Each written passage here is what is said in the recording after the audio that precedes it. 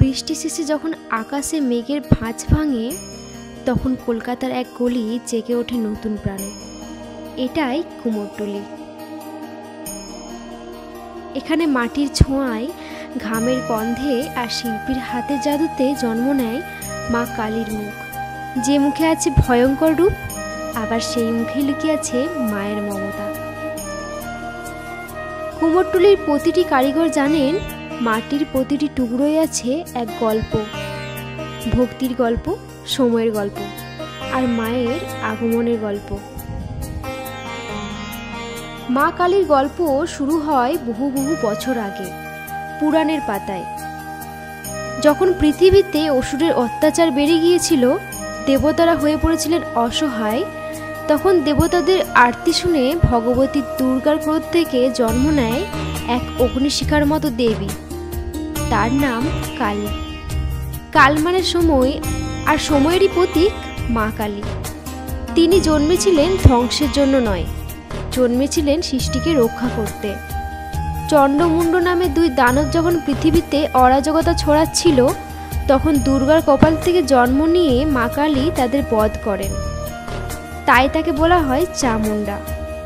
তার গলায় মুন্ডমালা, হাতে অস্ত্র, জিহ্বা রক্তবর্ণ, এই রূপ যেন ভয়ঙ্কর, কিন্তু তার প্রতিটি পদক্ষেপে লুকিয়ে আছে জীবনের রক্ষাকারী শক্তি। আর এক পুরাণে বলা হয়, যখন মহিষাসুরদের রক্ত থেকে নতুন নতুন অসুর জন্ম নিচ্ছিল, তখন দেবী দুর্গার ভেতর থেকে আবার উদ্ভব হয় কালী শক্তির। তিনি সেই রক্ত শুষে নেন, যাতে আর নতুন অসুর না জন্মায়। এইভাবেই মা কালী নিজেই হয়ে ওঠেন রক্ষার প্রতীক। যুদ্ধ শেষে যখন মা কালী উন্মত্ত হয়ে উঠেছিলেন, তখন পৃথিবী কাঁপতে শুরু করে। তার ধ্বংসযজ্ঞ থামাতে ভগবান শিব নিজেই তার পথে শুয়ে পড়েন। মা কালী যখন শিবের ওপর পা রাখেন, তখন তিনি বুঝতে পারেন নিজের প্রভুর ওপর পা পড়েছে। লজ্জায় তিনি জিহ্বা বার করে ফেলেন। আর সেই দৃশ্যই আজও আমরা দেখি প্রতিটি কালী মূর্তিতে। মা কালীর কালো বর্ণ মানে অন্ধকার নয়, বরং অজানার গভীরতা। তার অন্ধকার শরীর আসলে মহাবিশ্বের প্রতীক, যেখানে সব আলো মিলিয়ে যায়। তিনি সময়ের প্রতীক, যিনি সব কিছু গ্রাস করেন। তার গলায় মুন্ডমালা অহংকারের বিনাশের চিহ্ন। তার জিহ্বা বেরিয়ে থাকা মানে অহংকারহীন আত্মসমর্পণ। আর তার পায়ের নিচে শিব বোঝায় শক্তি আর চেতনার একতা। শিব মানে চেতনা, কালী মানে শক্তি, একে ছাড়া অন্যটি অসম্পূর্ণ। এইভাবেই কালী দেবী আমাদের শেখান ধ্বংসের মধ্যেও সৃষ্টি আছে, অন্ধকারের ভেতরেও লুকিয়ে আছে আলো। এবার আসা যাক বাংলায় কালী পুজোর ইতিহাসে। ধারণা করা হয় বাংলার কালী পুজোর প্রচলন শুরু হয় 1700 শতকের দিকে। নবদ্বীপের কৃষ্ণানন্দ আগমবাগীশ প্রথম নিয়মিত কালী পুজোর প্রচলন করেন। তারপর জমিদার বাড়ি, রাজবাড়ি আর শহরের অলিগলিতে ছড়িয়ে পড়ে কালীর আরাধনা। 1850 সালে রানী রাসমণি যখন দক্ষিণেশ্বরের কালী মন্দির প্রতিষ্ঠা করেন, তখন কালী পুজো একেবারে বাংলার ঘরে ঘরে পৌঁছে যায়।